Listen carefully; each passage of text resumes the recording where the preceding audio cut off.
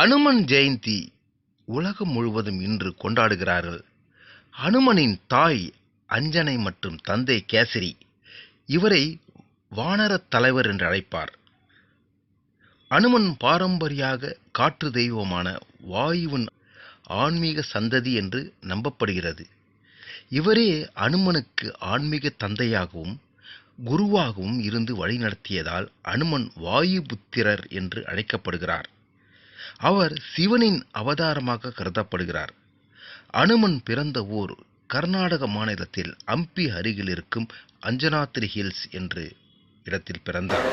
அன்னையின் துயர் நீக்க அன்புருவாய் வந்த ஆஞ்சநேயரே சரணம்.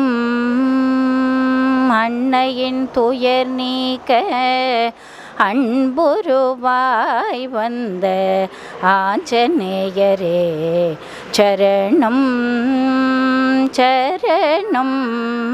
அன்னையின் துயர் நீக்க அன்புருவாய் வந்த ஆஞ்சநேயரே சரணம். அவரது கதைகள் இராமாயணத்தில் மட்டுமல்ல, மகாபாரதம் மற்றும் பல்வேறு புராணங்களிலும் விவரிக்கப்பட்டுள்ளன. அனுமன் ராமன் மீது கொண்ட அளவற்ற பக்தியால் ராமனின் தொண்டனாக விளங்கியவர். வைணவ கோயில்களில் அனுமாருக்கு தனி சன்னதி உண்டு. சமஸ்கிருதத்தில் அணு என்பதற்கு தாடையும் மண் என்பதற்கு பெரியதானது என்பதால் பெரிய தாடையை உடையவன் என பெயர் காரணமும் உண்டு. வால்மீகியின் இராமாயணத்தின்படி தனது குழந்தை பருவத்தில் ஒரு நாள் காலையில் அனுமனுக்கு மிகுந்த பசி ஏற்பட்டது. வானில் சிவப்பு நிறத்தில் உயர்ந்து வருவதை கண்டார். அது ஒரு பழுத்த பழம் என்று தவறாக எண்ணி அதை சாப்பிட வானில் தாவினார். தேவர்களின் தலைவனான இந்திரன் வஜ்ராயுதத்தால் அனுமனை முகத்தை தாக்கினார். அது அவரது முகத்தில் தாக்கியது. உடைந்த தாடையுடன் அவர் இறந்து பூமியில் விழுந்து விடுகிறார். இதனால் அவரது தந்தை வருத்தமடைந்து காற்றை நிறுத்தி விடுகிறார்.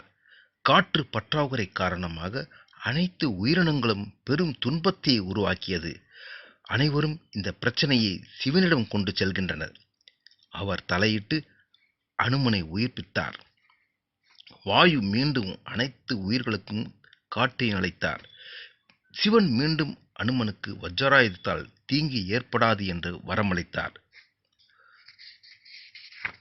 உலகமெங்கும் உள்ள அனைத்து இந்து ஆலயங்களில் அனுமனுக்கு தனி சன்னதி உண்டு. வாயுகுமாரரே வானர வீரரே வாயுகுமாரரே வானர வீரரே ஓயாமல் ராமனையே தினம் பஜி போரே. ஓயாமல் ராமனையே தினம் பஜி போரே. அன்னையின் துயர் நீக்க அன்புருவாய் வந்த ஆஞ்சநேயரே சரணம்.